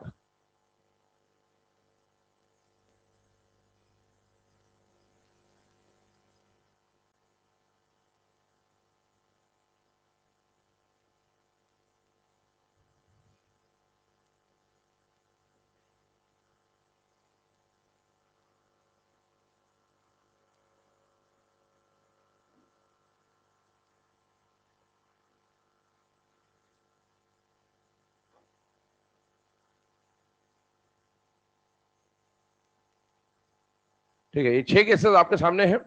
type को आइडेंटिफाई करिए सबसे पहले कि वो जो 6 टाइप हम लोग पढ़ते हैं उनमें से कौन सा टाइप है, और उस टाइप के अकॉर्डिंगली इसको सॉल्व करने की कोशिश करेंगे. पहले फोर्थ, फिफ्थ और सिक्स पे बात कर लेते हैं. ठीक है ना? क्या आपको फोर्थ वाला case different species of same element दिख रहा है बेटा? हाँ. अच्छा, यहां पर भी हमें एंटीमनी को निकालना है, मतलब different species of same element, और यहां पर हमें जेनॉन को निकालना है, मतलब ये +2, ये +4 और +6. बेटा क्या ये तीनों different species of same element की कैटेगरी में आ रहे? तो yes, different species of same element की कैटेगरी में हमें हमेशा कौन सा कॉन्सेप्ट लगाना होता है बेटा? Z effective, directly proportional to positive, inversely proportional to negative, and which will be directly proportional to EN. मुझे बताइए, इनमें से क्या लेफ्ट टू राइट जाने पर पॉजिटिव चार्ज बढ़ रहा है कि नहीं बढ़ रहा है बेटा? बढ़ रहा है. पॉजिटिव चार्ज बढ़ेगा, जेड इफेक्टिव बढ़ेगा, जेड इफेक्टिव बढ़ेगा, अट्रैक्शन बढ़ेगा, ईएन बढ़ेगा. पॉजिटिव चार्ज बढ़ रहा है, ईएन बढ़ेगा. पॉजिटिव चार्ज बढ़ रहा है, ईएन बढ़ेगा. तो ये तो पहला केस आ गया. इसके अलावा ऊपर के जो 3 केसेस हैं उनको देख लें जरा. क्या ऊपर के 3 केस कौन सी कैटेगरी में आ रहे हैं? हाँ, अब अपन को पहचान में अब आ जाना चाहिए, क्योंकि आखिरी बार पढ़ रहे हो इस चैप्टर के अंदर, इसके बाद अगले साल ही पढ़ाया जाएगा वापस, है ना? तो 2 adjacent period and 2 adjacent group. अच्छा, ये तो टाइप पहचान लिया. अब थोड़ा सा रिकॉल करते हैं पुराना जो हमने पढ़ा हुआ है. 2 एडजेसेंट पीरियड, 2 एडजेसेंट ग्रुप के लिए हमने रेडियस पढ़ा, आईई पढ़ा, ईए पढ़ा, और अब क्या पढ़ रहे हैं? ईएन. मुझे बताइए, 2 एडजेसेंट पीरियड और 2 एडजेसेंट ग्रुप के लिए जब हमने रेडियस पढ़ा था, फैक्टर क्या यूज किया था? Shell number. जिसका शेल नंबर ज्यादा उसका साइज ज्यादा, जिसका शेल नंबर कम उसका साइज कम. इसके बाद 2 एडजेसेंट पीरियड और 2 एडजेसेंट ग्रुप पे हमने आईई पढ़ा था. आई में कौन सा फैक्टर यूज किया था? Shell number. अगेन, जिसका शेल नंबर ज्यादा उसका आई कम, और जिसका शेल नंबर कम उसका आई ज्यादा. फिर 2 एडजेसेंट पीरियड 2 एडजेसेंट ग्रुप पे हमने ईए पढ़ा. ईए में क्या फैक्टर यूज करा? Shell number. शेल नंबर फिर क्या फैक्टर था? याद होना चाहिए, मतलब यही इसी के आसपास घूमेगा। अब ये दिमाग में फिट होगा तो फटाफट सॉल्व हो जाएगा, वरना सोचते रह जाओगे बेटा एग्जाम में। जिसे इनर्ट गैस बनने के लिए कम इलेक्ट्रॉन चाहिए उसका ये ज्यादा होगा। क्या बात याद आ रही कुछ? अब हम लोग किसके ऊपर बात कर रहे हैं? दो एडजेसेंट पीरियड, दो एडजेसेंट ग्रुप, और क्वेश्चन कौन सा है बेटा? ईएन का। ईएन के लिए अभी आपको कुछ बताया नहीं गया, बताइए आप कैसे सॉल्व करेंगे? आपका अप्रोच क्या बोलता है? क्या लगाओगे? वैल्यू, इन सबकी वैल्यू पड़ी हुई है आपने? अरे पड़ी हुई है ना, बस बना दो, ऑर्डर खत्म बात। वैसे शेल नंबर चल जाएगा यहां पर शेल नंबर पे ना जाए, अपने को वैल्यू पता है, सीधे सीधे वैल्यू से सॉल्व कर ले। सबकी वैल्यूज आपको बताई गई है। क्वेश्चन जब भी दो एडजेसेंट पीरियड और ग्रुप का आएगा वो सेकंड पीरियड और थर्ड पीरियड का ही आएगा, और सेकंड और थर्ड पीरियड में हर किसी की वैल्यू आपको ऑलरेडी पता है, तो वैल्यू से आप सॉल्व कर लीजिए। थोड़ा सा रिकॉल करने की कोशिश करो किसकी क्या वैल्यू थी। दिमाग घिसेंगे, दिमाग तेज होगा। क्वेश्चन प्रैक्टिस में घिसेंगे, दीवारों पे नहीं घिसेंगे।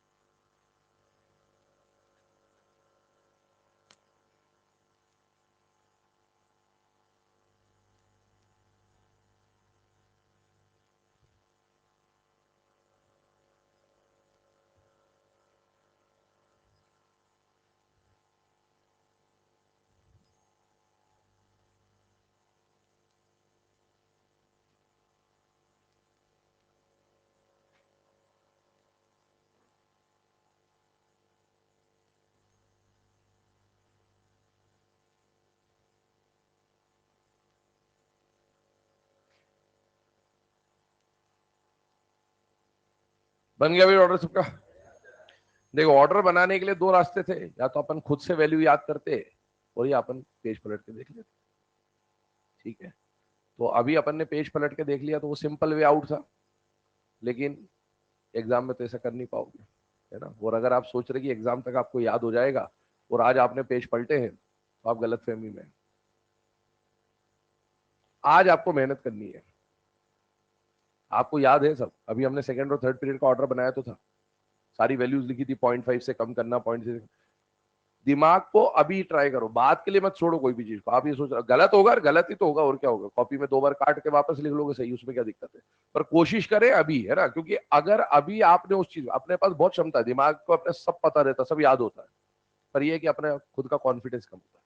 अपने सोचते हैं गलत हो जाएगा। गलत क्यों हो जाएगा भाई? करो ना, गलत करो, कोई कोई मनाही नहीं है। मैं कह रहा हूँ मेरे सब्जेक्ट में आप शुरू से आखिरी तक अगर 2000 क्वेश्चन कराएंगे, 3 कराएंगे, 5 कराएंगे, 10 कराएंगे, जो भी करें, सब गलत कर दो, बढ़िया है, फिर कोई दिक्कत नहीं। गलत करो, अच्छी बात है, गलती करोगे तो ही सीखोगे। अगर गलती नहीं करोगे कभी नहीं सीखोगे, है ना। सही करने के लिए आपने पेज पलट लिया, कुछ भी कर लिया, इधर से देख लिया, उधर से देख लिया, वो सही कोई काम का नहीं बेटा, क्योंकि वो आप खुद को सेटिस्फाई कर रहे हो। और इंसान है ना वही काम करता है जिसमें उसको खुशी मिलती है। करते रहो, करते रहो। इसीलिए प्रैक्टिस करें, कोशिश करें। गलत हो रहा होने दो, गलत से नहीं घबराते ना, माता पिता ही डांटेंगे और क्या करेंगे, मार्क्स कमा के डांटने दो ना बेटा, वो तो काम ही। ठीक है, कुछ गलती करोगे हम भी डांटेंगे, बात करते तो मेरे को डांट क्यों क्यों डांट रहे हैं भाई? चाहते हैं कि सिलेक्ट हो जाए। करो गलती, गलती से नहीं घबराना, करते रहो गलती, सारे क्वेश्चन गलत कर डालो, जानबूझ के नहीं करना। लेकिन बोले सर ने बोला था गलत, ये आज्ञाकारी भी तो होते कुछ बच्चे, बोले सर ने बोला गलत करके आएंगे, वाह गुरु जी ने बोल दिया, आज सब गलत करके आएंगे। ठीक है, ऐसे नहीं करना। ठीक है, चलिए बताइए इसका ऑर्डर क्या बनेगा? सबसे लेस ईएन इनमें से किसका होगा बेटा? सल्फर, उससे ज्यादा सीएल, उससे ज्यादा ऑक्सीजन, उससे ज्यादा फ्लोरीन। भैया most electronegative element, second most electronegative element, ये तो देख के ही है ना ऑर्डर बन जाना चाहिए। इनमें से फ्लोरीन नहीं है, तो सेकंड मोस्ट इलेक्ट्रोनेगेटिव एलिमेंट यही है बेटा। तो यहां आ जाएगा ऑक्सीजन, ऑक्सीजन के बाद कौन आएगा? नाइट्रोजन, नाइट्रोजन के बाद कौन आएगा? सल्फर, सल्फर के बाद कौन आएगा? फास्फोरस। यहां पर अगर आप आ जाइए तो सबसे आगे आ जाएगा नाइट्रोजन, नाइट्रोजन के बाद कौन आ जाएगा? कार्बन, कार्बन के बाद कौन आ जाएगा बेटा? फास्फोरस, फास्फोरस के बाद कौन आ जाएगा? सिलिकॉन। अब देखो, जिसका शेल नंबर कम है उसका ईएन ज्यादा है, और जिसका शेल नंबर ज्यादा है उसका ईएन कम है। आप इससे भी कर सकते थे, लेकिन हमें इनकी वैल्यूज याद होनी चाहिए। वैल्यूज याद है तो हमारा काम कंपैरेटिवली आसान हो जाएगा, क्योंकि इनकी वैल्यू की जरूरत पड़ेगी आपको सिलेबस में। इसलिए मैं वैल्यू के ऊपर फोकस कर रहा हूं आपको कि वैल्यूज याद कर लीजिए, वो ज्यादा बेटर है। चलिए अब आगे बढ़ते हैं। इस क्वेश्चन के बाद अगले केस की तरफ बढ़ते हैं। बेटा ये सारी चीजें हमें जो क्वेश्चन बन सकते थे इसके ऊपर ऑर्डर वगैरह के या टाइप ऑफ क्वेश्चन के, वो हमने डिस्कस किया। अब आते हैं ईएन के लास्ट पार्ट की तरफ, और वो लास्ट पार्ट है बेटा applications of electronegativity. Applications of electronegativity की बात करी जाए तो ईएन में ढेर सारे एप्लीकेशंस आपको पढ़ने हैं वैसे तो, और इनमें से शुरू के जो एप्लीकेशंस है वो छोटे छोटे एप्लीकेशंस है। लास्ट जो एप्लीकेशन आएगा वो आएगा एसिडिक और बेसिक कैरेक्टर का, जो कि इस चैप्टर का, या मैं ऐसा बोलूं इनऑर्गेनिक केमिस्ट्री का सबसे इंपॉर्टेंट टॉपिक में से एक है। आपको हर साल अगर इनऑर्गेनिक के 15 क्वेश्चन आएंगे, 60 नंबर का आपका पेपर है आईयूसी का, तो 60 नंबर में से एक क्वेश्चन आपको most of the time 98% of the time, 90 to 99% of the time में ऐसा कह दूं, बल्कि ज्यादा बेटर रहेगा, आपको एसिडिक और बेसिक कैरेक्टर का एक ना एक क्वेश्चन जरूर मिल जाता है। कौन एसिडिक है, कौन बेसिक है, कौन एम्फोटेरिक है, इसका ऑर्डर सही है गलत है, इस तरह के क्वेश्चन मिलते हैं। तो आइए उसके ऊपर बात करेंगे बाद में। पहले कुछ जनरल पॉइंट्स को समझ रहे हैं, और जनरल पॉइंट में सबसे पहला एप्लीकेशन आपको पढ़ना है metallic and non metallic character. पढ़ना है metallic and non metallic character. ध्यान से सुनिएगा, ध्यान से समझिएगा, बहुत इंपॉर्टेंट टॉपिक है ना। ये एप्लीकेशन देखने में ऐसा लगेगा बिल्कुल हलवा एप्लीकेशन है, किसी काम का नहीं है, बस यूं लिखा और खत्म हो गया, लेकिन ये ही सबसे इंपॉर्टेंट एप्लीकेशन है, क्योंकि जब आप एसिडिक बेसिक कैरेक्टर सॉल्व करने जाएंगे यही काम आएगा। तो ध्यान सुनेगा। मुझे एक बात बताओ बेटा, मान लो एक कंपाउंड लिया मैंने ए बी, ठीक है, और इसमें यहां पर इलेक्ट्रॉन का पेयर क्या हो रहा है बेटा, शेयर हो रहा है। याद करिए इलेक्ट्रोनेगेटिविटी में हमने क्या पढ़ा, ये शेयर्ड पेयर ऑफ इलेक्ट्रॉन को खींचने के पावर को क्या बोलते हैं बेटा, ईएन। मान लेते हैं थोड़ी देर के लिए इसका ईएन क्या है, ज्यादा, और इसका ईएन क्या है बेटा, कम। मुझे बताइए जिसका ईएन ज्यादा वो इलेक्ट्रॉन लेगा या देगा, लेगा। इसका इलेक्ट्रॉन लेने का टेंडेंसी, बेटा इलेक्ट्रॉन को लेने का टेंडेंसी मतलब इलेक्ट्रॉन को गेन करने का टेंडेंसी। मुझे बताइए मेटल और नॉन मेटल में से मेटल की प्रॉपर्टी क्या होती है, इलेक्ट्रॉन गेन करने की कि लूज करने की, लूज करने की, और नॉन मेटल की टेंडेंसी इलेक्ट्रॉन गेन करने। क्या ये इलेक्ट्रॉन गेन कर रहा है कि नहीं कर रहा है, कर रहा है। और जो इलेक्ट्रॉन गेन कर रहा है वो किसकी तरह काम करेगा, नॉन मेटल की तरह। और ये इलेक्ट्रॉन ले रहा है या जाने दे रहा है, जाने दे रहा है, इलेक्ट्रॉन लूज कर रहा है। और इलेक्ट्रॉन लूज करने का कैरेक्टर किसका होगा बेटा, मेटल का। क्या यहां से एक रिलेशन समझ में आ रहा है कि metallic character is inversely proportional to EN and non metallic character is directly proportional to EN. आइए इसी को हम यहां पर लिखेंगे। अगर किसी कंपाउंड में आपको मेटालिक कैरेक्टर पहचानना है तो जिस भी एलिमेंट का ईएन कम होगा वो वहां पर मेटल की तरह काम कर रहा होगा या इलेक्ट्रोपॉजिटिव एलिमेंट की तरह काम कर रहा होगा। और अगर कहीं पर ईएन ज्यादा है तो वो नॉन मेटल की तरह काम कर रहा होगा। तो ये आपके सामने एप्लीकेशन बन के आ जाता है। आगे बढ़ते हैं दूसरे एप्लीकेशन पे। दूसरा एप्लीकेशन है naming of inorganic compounds. Naming of inorganic compounds. चलिए है ना, इनऑर्गेनिक कंपाउंड्स के नेमिंग की अगर मैं बात करूं तो इसके नेमिंग में क्या प्रोसेस आपको फॉलो करना है या क्या कॉन्सेप्ट आपको फॉलो करना है, तो बेटा ध्यान सुनिएगा। प्रीफिक्स में उसका नाम लिखा जाएगा जिसका इलेक्ट्रोनेगेटिविटी कम होगा, और सफिक्स में उसका नाम लिखा जाएगा जिसका इलेक्ट्रोनेगेटिविटी क्या होगा, ज्यादा। ठीक है, अगर कोई एक कंपाउंड दिया गया है उसका नाम लिखना, इनऑर्गेनिक कंपाउंड है खासकर, इनऑर्गेनिक कंपाउंड की नोमेनक्लेचर तो आपने पढ़ रहे होंगे या पढ़ लिया होगा अब तक। तो अगर हम बात करें अगर किसी का ईएन कम है तो उसका नाम कहां लिखना है, प्रीफिक्स, और ईएन ज्यादा तो सफिक्स। सर ऐसा ही क्यों हुआ कि ईएन कम वाले को प्रीफिक्स में और ईएन ज्यादा वाले को सफिक्स में लिखा गया, उल्टा क्यों नहीं हुआ? एक बात बताइए, आप सिंपल सा एक एग्जांपल लीजिए। क्या इसको आप जानते हैं? क्या नाम है इसका? क्या नाम है? ठीक है, सोडियम क्लोराइड में पहला नाम किसका लिखा आपने? सोडियम का। क्यों लिखा? ये नॉमेनक्लेचर है बेटा। पहले उसका नाम लिखा जाता है जिसके ऊपर कौन सा चार्ज आता है, पॉजिटिव। कैटायंस का नाम हमेशा पहले और एनायंस का नाम हमेशा बाद में। ये नॉमेनक्लेचर है, डिसाइडेड नॉमेनक्लेचर आईयूपीएससी का। ये यहां पढ़ रहे हो, यहां पढ़ रहे हो, और इवन आपके सिलेबस में अभी कोऑर्डिनेशन कंपाउंड्स करके जो चैप्टर आएगा वहां पर भी आपको कॉम्प्लेक्स कंपाउंड का आईयूपीएससी नेमिंग पढ़ना होगा, और वहां पर भी हम यही रूल पढ़ेंगे कि कैटायन का नाम पहले लिखा जाएगा और एनायन का नाम बाद में लिखा जाएगा। तो मुझे बताइए जिसका ईएन कम है वो कैटायन की तरह काम कर जाएगा, जिसका ईएन ज्यादा है वो एनायन की तरह काम कर जाएगा। जो कैटायन की तरह काम करेगा उसका नाम पहले, और जो एनायन की तरह काम करेगा उसका नाम बाद में आपको लिखना होता है। चलिए आगे बढ़ते हैं, इसके एग्जाम्पल को समझते हैं ध्यान से। वैसे ये जो नॉमेनक्लेचर हम पढ़ रहे हैं ना, नेमिंग जो हम पढ़ रहे हैं ना, इसका कोई ज्यादा यूज है नहीं सिलेबस में। आपको जब हम सिलेबस में बात करेंगे तो हम इसकी धज्जियां उड़ाते हुए चलेंगे, हम कभी भी कुछ भी लिख देते हैं, लेकिन ये normal day to day language में या लिटरेचर के लैंग्वेज में जो हम पढ़ेंगे वो लिटरेचर का लैंग्वेज होगा। लेकिन ऑफिशियली अगर कभी पूछ ले कि भाई कौन सा नॉमेनक्लेचर या क्या नाम सही होना चाहिए, तो हमें इसको फॉलो करना है। जैसे एग्जांपल के फॉर्म में बात करता हूं, आपको दिया आईसीएल और आपको दिया OF2, ठीक है, ध्यान सुनना। मुझे बताइए इसका नाम लिखना है, तो नाम लिखना है तो पहले किसको देखना पड़ेगा बेटा, EN को। इसका EN कम है, इसका EN ज्यादा है। जिसका EN कम है उसका नाम पहले लिखा जाएगा। तो बताइए आई को क्या बोलते हैं बेटा, आयोडीन, इतना तो सब जानती है। और O को क्या बोला जाता है बेटा, ऑक्सीजन, ठीक है। अब सुनिएगा, जिसका नाम सफिक्स में लिखा जाएगा ना, उसके नाम के साथ IDE लगाया जाएगा। क्या लगाया जाएगा, IDE। तो ये क्लोरीन लिखेंगे या क्लोराइड लिखेंगे, क्लोराइड, तो इसका नाम बन जाएगा बेटा आयोडीन क्लोराइड। और इसका नाम फ्लोरीन या फ्लोराइड, फ्लोराइड। कितने, एक या दो, दो, तो डाई लगाना पड़ेगा पहले, oxygen die fluoride.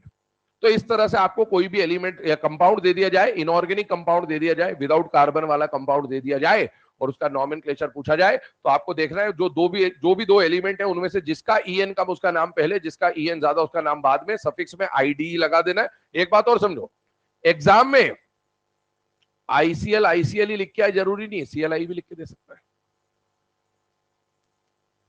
OF2 OF2 ही लिख के आए जरूरी नहीं है, F2O भी दे सकता है। फॉर्मूला लिखते वक्त जरूरी नहीं है कि जिसका EN कम है वो पहले लिखो, फॉर्मूला लिखते वक्त तो जिसका EN ज्यादा है वो भी पहले लिख सकते हो। लेकिन जब नाम लिख रहे होगे तो चाहे OF2 दे तो भी यही नाम आएगा, और चाहे F2O दे तो भी यही नाम आएगा, क्योंकि F2O लिखा है तो भी उसमें तो आपको EN ढूंढना है, और EN इनमें से किसका कम है, इसका। और जिसका EN कम है उसका नाम पहले, और जिसका EN ज्यादा है उसका नाम बाद में। तो रिप्रेजेंट करते वक्त ये बात नहीं है, लोग बाग चिल्ला चिल्ला के मार्केट में बोलते लिखते वक्त भी यही सही है ये गलत है, ऐसा कुछ भी नहीं है।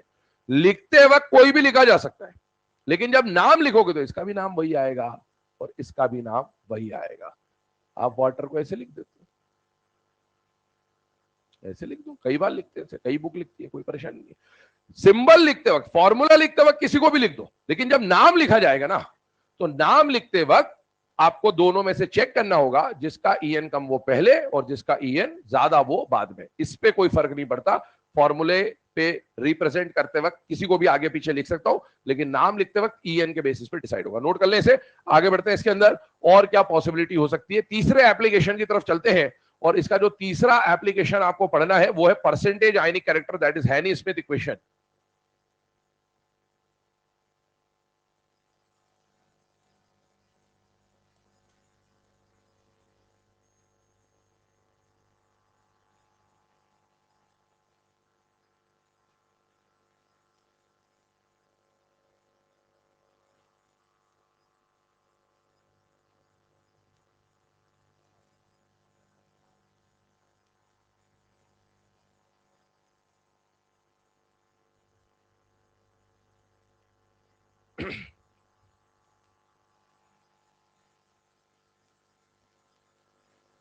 ठीक है, हैनी स्मिथ इक्वेशन आपके सामने लिखी है।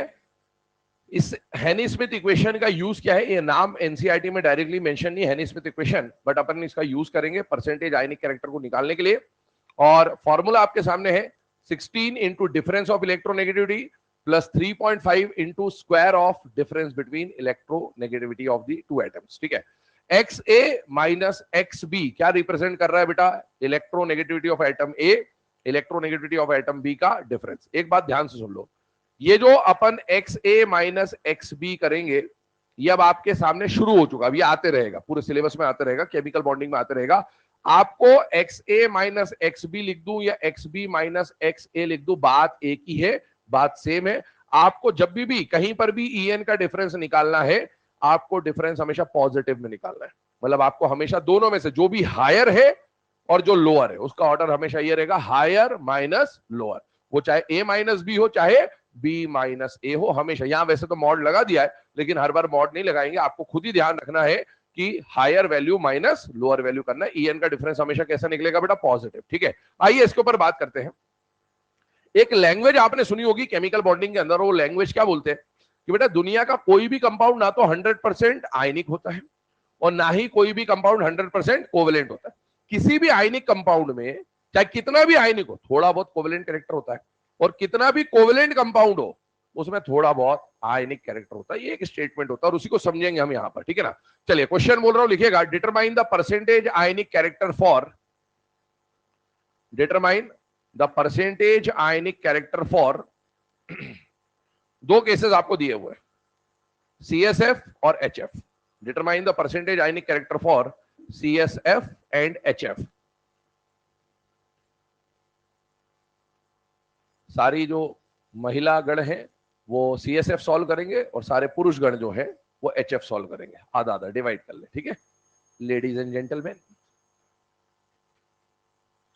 तो है ना, फीमेल कैंडिडेट्स के लिए CSF और मेल कैंडिडेट्स के लिए HF, ताकि जल्दी सॉल्व हो जाए।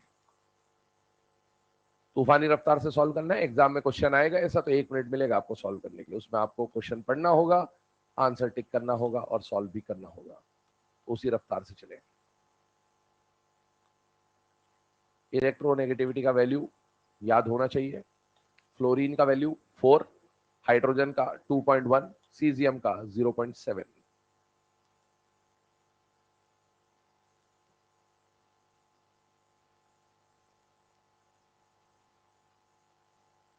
स्पीडली करें, कैलकुलेशन में गड़बड़ी होगी, हो जाने दो, कोई परेशानी नहीं, लेकिन स्पीड जब तक मेंटेन नहीं करेंगे एग्जाम में कुछ हो नहीं पाएगा। तो अभी से प्रैक्टिस करें। गलती हो रही है होने दीजिए, गलतियों से नहीं घबराना। न जीवन में पहली बार गलती कर रहे हो ना आखिरी बार कर रहे हो।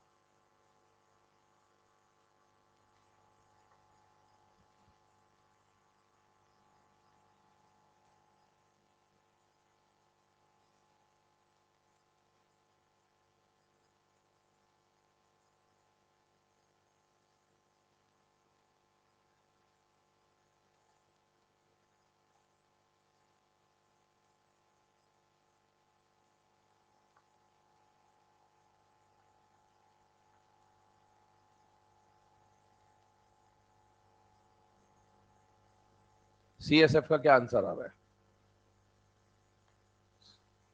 87। और किसी का कुछ? 62 पॉइंट। और बताओ, और किसी का कुछ वैल्यू आ रहा है? HF वाले 43 पॉइंट। गुड।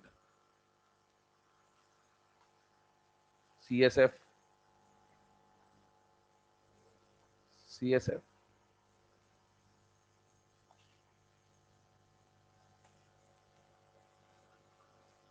हे उमा रमा ब्रह्माणियों, बताइए CSF का क्या है? उत्तर बताएं।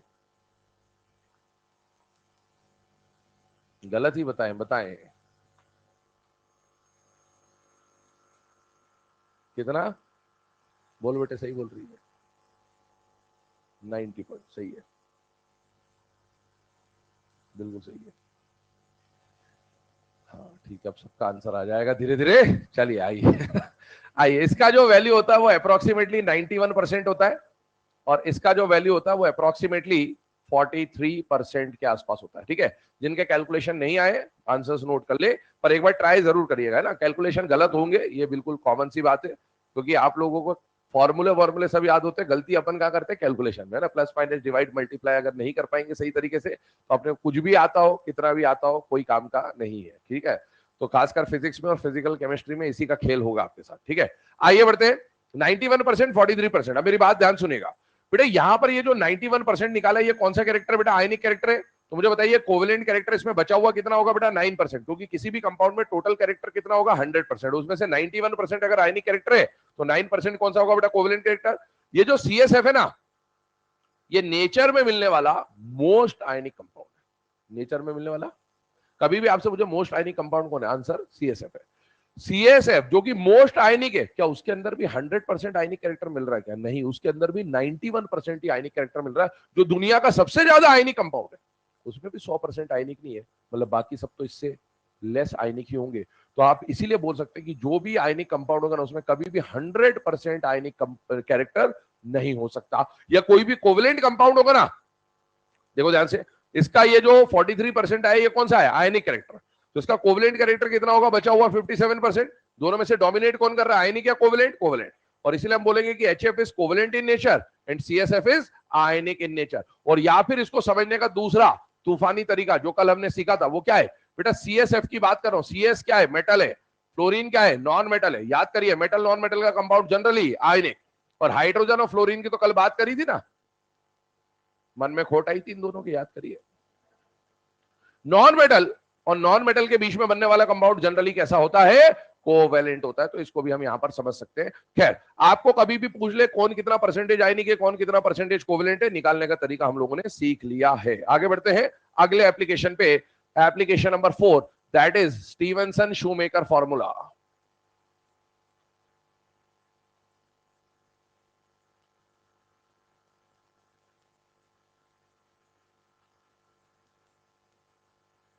चलिए ना, स्टीवेंसन शूमेकर फॉर्मूला की बात करें तो बेसिकली यहां पर एक इक्वेशन आपके सामने लिखी जा रही है, DAB is equal to RA plus RB minus 0.09 difference of EN of A and B। और ये सब एंगस्ट्रॉम में कैलकुलेट हो रहा है।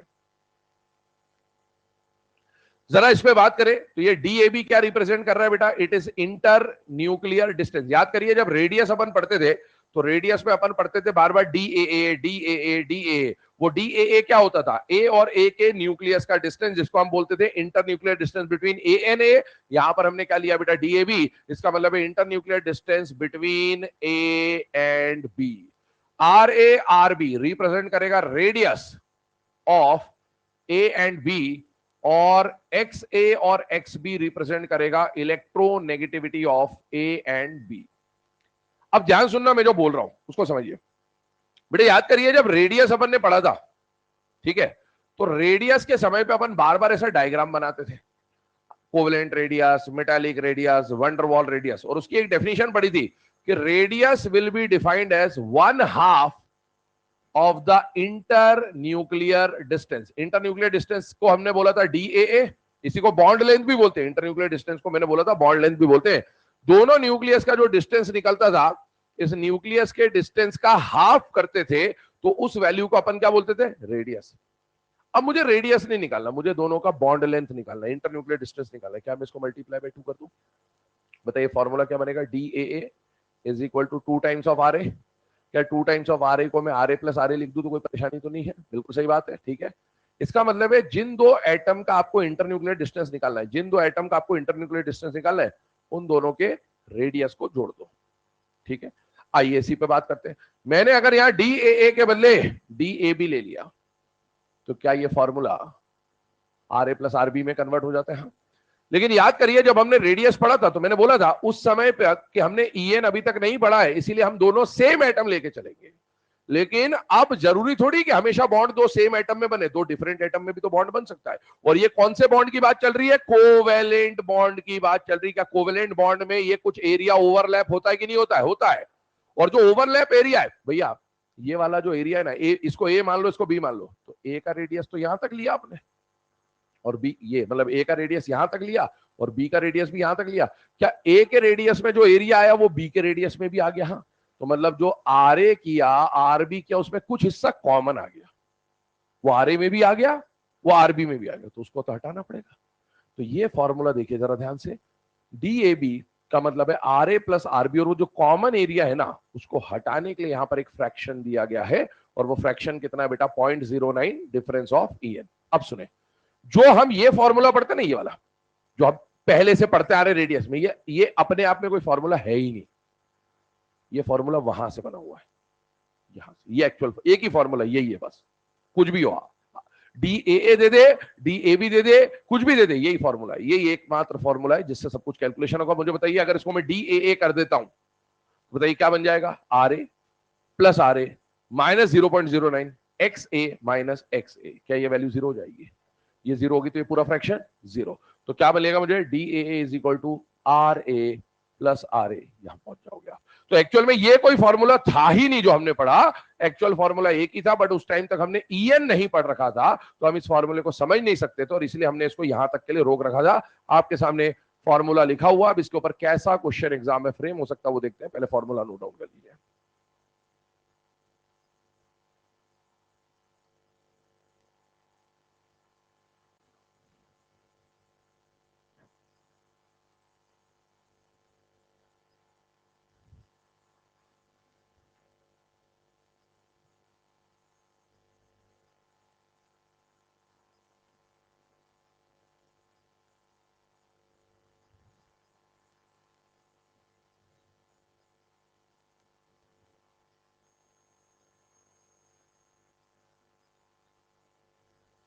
चलो बेटा क्वेश्चन बोल रहा हूं, लिखिएगा।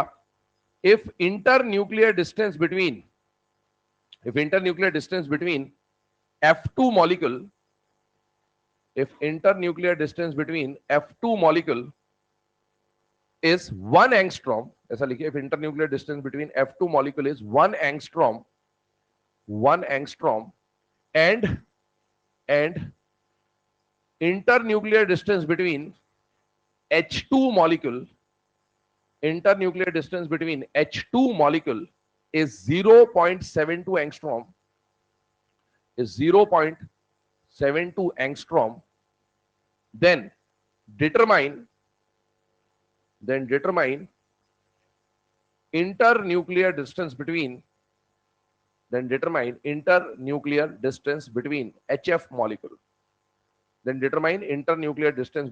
HF molecule. ध्यान से देखिएगा, क्वेश्चन में आपको क्या दे रखा है, F2 का इंटरन्यूक्लियर डिस्टेंस दे रखा है, मतलब FF का इंटरन्यूक्लियर डिस्टेंस दे रखा है, H2 का इंटरन्यूक्लियर डिस्टेंस मतलब HH का इंटरन्यूक्लियर डिस्टेंस, H2 का इंटरन्यूक्लियर डिस्टेंस दे रखा है, और HF का पूछा है। बेटा HF मुझे बताइए क्या ये DAB है या नहीं है बेटा? है। और DAB का फॉर्मूला क्या बनेगा बेटा? R of A plus R of B minus 0.09 X of A minus X of B का मॉड। अब मुझे बताओ, मुझे RH चाहिए, हाइड्रोजन का रेडियस है, ये जो है 0.72, ये हाइड्रोजन का रेडियस है या इंटरन्यूक्लियर डिस्टेंस बेटा? और रेडियस कैसे? DAA से अगर रेडियस निकालना तो क्या उसको हाफ करना होता है बेटा? हाँ, तो इसको जब आप हाफ करोगे तो क्या लिखेंगे? RH is equal to DHH upon 2, और जब इसको हाफ करोगे तो 0.72 अपॉन 2 सॉल्व करेंगे तो कितना आ जाएगा बेटा? 0.36, जो कि वैल्यू यहां पर पुट की जाएगी। और यहां पर अगर मैं निकालता हूं रेडियस ऑफ फ्लोरीन, तो that will be 1/2 of the internuclear distance, that is DFF upon 2, that is 1.00 upon 2, that is equal to 0.50 angstrom. अब आप ये जो RF की वैल्यू है इसको यहां पर पुट कर दे, मैंने अभी लिख दिया है, F कर देता हूं, तो ये RF की वैल्यू यहां पुट कर दीजिए, RH की वैल्यू यहां पुट कर दीजिए, और दोनों का EN आपको पता है, सॉल्व कर लेंगे इस तरह से। ठीक है, आंसर कैलकुलेट कर लेना, कैलकुलेशन सॉल्व करके कल ले आइएगा। चलिए आगे बढ़ते हैं। इसके बाद अगला जो केस होगा एप्लीकेशन का वो कल स्टार्ट करेंगे, और उसमें एसिडिक और बेसिक वाले जो क्वेश्चन है वो देखेंगे।